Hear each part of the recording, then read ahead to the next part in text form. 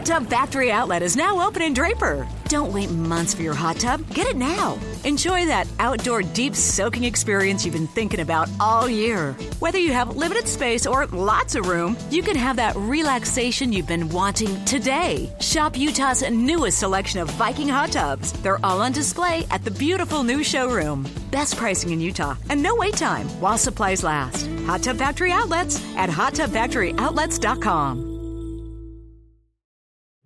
Start your Christmas traditions at Gardner Village with a list of Christmas do's and a sleigh full of holiday fun. From elf displays, a scavenger hunt, escape room adventures, the Snowball Express train ride, photos with Santa and reindeer, or a magic show while you dine. There's something for everyone. Enjoy this annual celebration that puts the magic back in holiday shopping and entertainment again. All at Gardner Village. Good morning, KSL News Time now, 6:30. It is 48 degrees. Looking much better on the freeways now. I'm Andy Farnsworth. KSL's top story this hour. It is our top national story this hour. A look at school districts around the country finds teachers have been quitting in droves during the pandemic and has sparked another round of discussions about teacher pay. We begin our team coverage with ABC's Mona Kosar-Abdi. From September to October alone, 65,000 public education employees left the industry nationwide. In Florida, more than 5,000 teacher jobs were vacant this fall. In Colorado, the need for substitutes is so dire, some districts are calling in parents to lead the classroom. How is teacher retention going here in Utah? KSL News Radio's Lindsay Aerts continues our team coverage, looking at a new statewide audit. Of the teachers surveyed, more were concerned about their stress and workload than they were about their low pay. And they report large class sizes adding to that stress. Teachers also say problems with their administrators are a top concern. This state audit was shared with top lawmakers last week, and auditors want them to consider policy to address teacher stress. They also say teacher shortages happen more in rural areas, but they want lawmakers to collect better data in that area, too. The report finds overall, Utah teachers are satisfied with their jobs.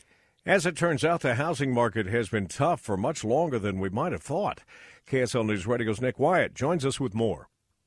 And, Tim, simply put, the housing market hasn't been able to keep up with demand since the early 2010s. Shortly after the financial crisis, the Deseret News reports the supply of new and older homes in western states like Utah has struggled with increasing intensity. And, of course, the pandemic has made it even worse. With Utah being one of Realtor.com's top states for growth, the crunch could get even worse, not to mention the median price for a single-family home in Utah right now is nearly $500,000. Reporting live, Nick Wyatt, KSL News Radio. Salt Lake City Police Chief says Utah's capital city is a safe place, but 2 shooting deaths over the weekend raises concerns over gun violence in the city. KSL News Radio's Jacob Rueda is live with the details. Jacob? Like cities across the United States. Oh, sorry about that. Amanda, during a press conference, Salt Lake City's Chief Mike Brown said he was concerned about the level of gun violence in the city and nationwide. Like cities across the United States, we are seeing an unrelenting surge of gun violence. But despite that, Chief Brown said Salt Lake City was still a safe place. But 2 shooting deaths over the weekend in the city continue to raise concerns over gun violence. Brown said the weekend shootings were completely abnormal for Salt Lake City. However, he also said that too many young people were quicker to pull out guns than they were to talk their problems through. Live in the news center, Jacob Rueda, KSL News Radio. Researchers are trying to learn more about the outbreak of tornadoes that devastated parts of the Midwest over the weekend, and government regulators are looking into reports that businesses wouldn't let employees leave as the storms approached. ABC's Ika Jachi has more from a candle factory that was left in ruins. A round of 44 twisters across 9 states is now the deadliest tornado outbreak in the U.S. in more than a decade. The death toll in Kentucky rising to at least 74, with more than 100 people still unaccounted for as of late Monday. But now authorities believe everyone who was working inside this destroyed candle factory in Mayfield has been accounted for. Ijachi says another investigation has been launched at an Amazon warehouse in Illinois where 6 people were killed. The need is still great for food donations at the Utah Food Bank.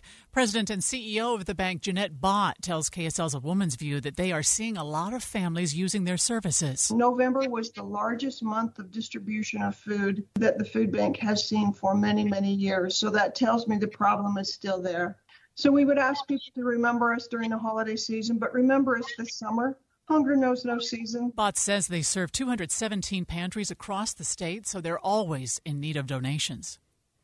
Quick look at the weather now with Graham Wayman. Pretty warm and windy today ahead of a storm that rolls in about 8 o'clock this evening. Well, yeah, here we go with the next storm. The evening hours is when we can expect the storm to move in through the morning hours tomorrow. The amounts of snow that we're looking at here, valleys could wind up anywhere from 1 up to 3 inches, benches 3, 4, 5, 6 inches of snow. We could be looking at additional couple of feet of snow in the mountain areas, and we will even add a little bit more to that on Thursday. So we've got some really good looking totals here out of the storm. Grant says temperatures today could rise to near 50 degrees, but after the storm rolls through, highs the rest of the week only in the low 30s.